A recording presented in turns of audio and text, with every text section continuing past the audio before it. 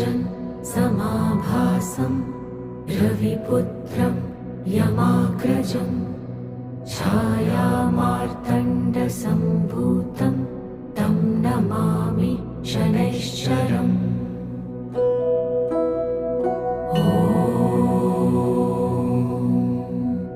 नीलाञ्जनसमाभासं रविपुत्रं यमाग्रजं छायामार्तण्डसम्भूतं तं नमामि शनैश्चरम्।